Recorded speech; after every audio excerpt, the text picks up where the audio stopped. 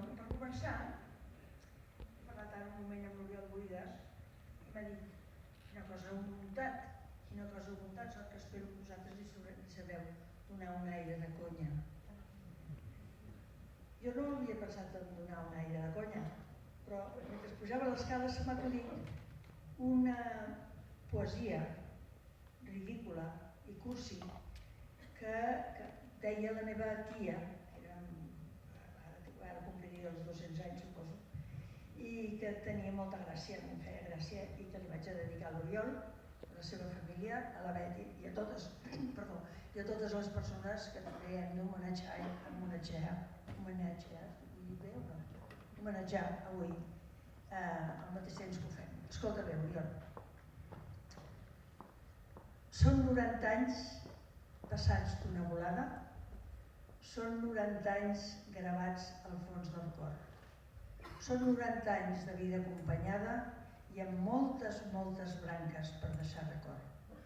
L'any 25 tot era una promesa i en aquest any tot són realitats. Fa 90 anys només, Oriol, que has començat.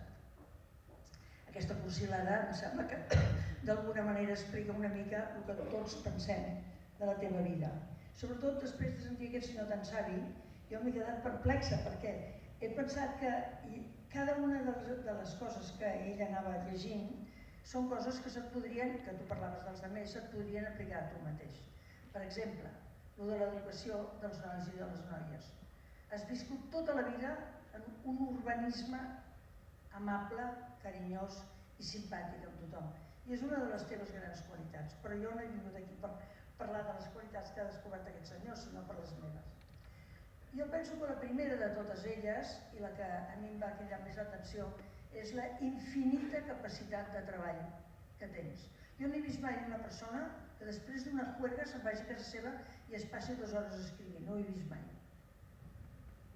No he vist mai una persona que sigui capaç d'anar d'un lloc a l'altre, d'una reunió a l'altra, entremig veient una persona, veient una altra, anant-se'n a casa, fent una migdiada, penso, alguna vegada, però sempre empès per les idees que tu defensaves i per els projectes que tenies, que eren infinits. Sempre hi havia coses que estaven a mig fer i sempre hi havia coses que havies d'anar amb algun lloc o altre per acabar-les i arrodonir-les. Jo penso que aquesta és una qualitat que s'ha perdut també, és una qualitat que hi ha poca gent que la tingui encara, ens hem tornat més especialistes, perquè una de les coses característiques de la teva personalitat és la barreja de tot amb tot. O sigui, eres arquitecte, però al mateix temps eres polític, però al mateix temps protestaves, però al mateix temps estaves ficat en coses d'art, però al mateix temps tenies idees, i tot, no hi havia manera de definir-te d'alguna cosa determinada. Sí, és veritat, ens vam definir tots com a arquitecte i la veritat és que eres arquitecte quan estaves amb nosaltres prenent copes i parlaves d'arquitectura d'una manera com si ho haguessis perfecte, tots ho sabíem.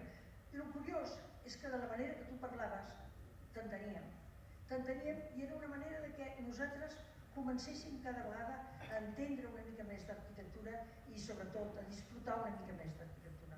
Però tot això també anava unit al coneixement brutal que tenies de la ciutat. Era fantàstic, perquè tu deies he quedat a casa del fulano de tal que està al carrer Bruc, cantonada Aragó. Doncs allà hi ha una casa de no sé qui. Quedava perplexa, perquè és com si tinguessis tot ficat a dintre del cap. Era una cosa impressionant. Et sabies la ciutat, però no només des del punt de vista arquitectònic, des del punt de vista de la història, des del punt de vista de la història de Barcelona, des del punt de vista dels anys que va ser demòcrata.